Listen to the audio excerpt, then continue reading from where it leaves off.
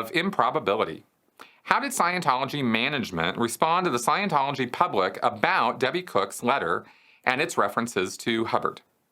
Debbie Cook put out an email on New Year's of the 2011 to 2012. That January 1st, out came Debbie Cook's amazing email, quite an extensive, long essay with tons of L. Ron Hubbard quotes and pieces, pulled to justify her positions, what she was saying. And Debbie Cook would describe how she was a Scientologist. She still believed in L. Ron Hubbard. This is back when this happened in 2011. She's no longer a Scientologist, and I don't know if she still believes in Hubbard or not, but I do know that in the email she said she did.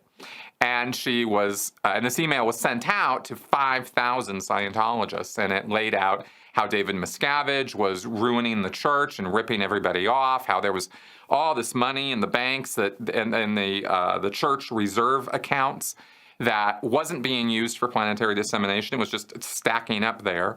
And that this entire ideal org strategy was for the birds and wasn't something Hubbard ever said. And she said a whole bunch of other stuff.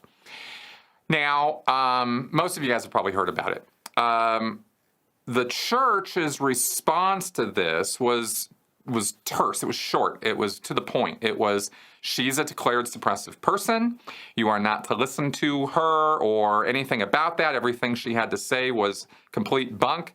And very much treated Debbie Cook like they treat Leah and Mike Rinder and critics of the church, right? They build, hate websites and that sort of thing. Well, within the church, they don't do websites, although, actually, no, I should back up. Those hate websites are used by the church internally to refer Scientologists to. But at that time that Debbie Cook's email came out, they did not do a hate website on Debbie Cook. They've done one since, but at the time they did not do that. Instead, they had internal memoranda put together with what was called a dead agent pack, or a pack of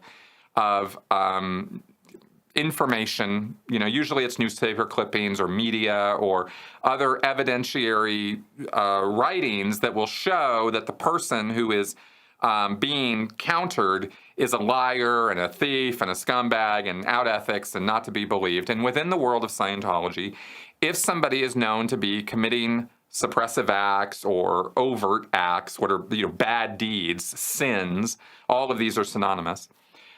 If somebody in the world of Scientology is viewed to be doing that, then clearly they are not trustworthy, they're not honest, they can't be believed.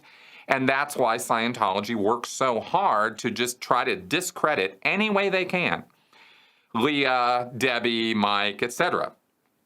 If they can discredit them and show that they're liars, the Scientologist brain does the rest, right? And goes, oh, well, they're liars, so I can't believe anything they say, and therefore everything they've said about Scientology and their own experience in Scientology and their own, the connections they had, and even when they quote L. Ron Hubbard, they're doing it in some sick and twisted way, and I just don't even have to listen to any of it.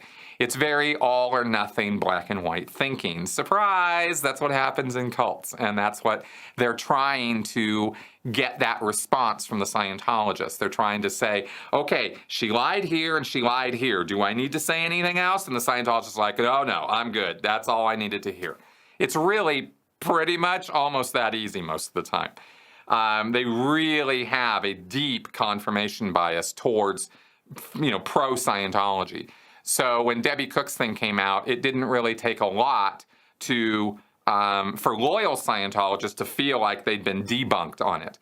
But, of course, as we know, tons of Scientologists never went into an org after they read that thing, or they were already on the fence and they got it, and they went, oh man, this church is Scientology, they're just a bunch of crazy people. And they, and it affected a lot of Scientologists. So it did get some people out. It reinforced some people staying in after the church handled them, and for a lot of people, it put them on the fence. And I think Leah's show and the Going Clear documentary and other work that has been done since then has pushed them off the fence and all the way out of the church, and we hear about those people all the time. So that's pretty much how that was handled.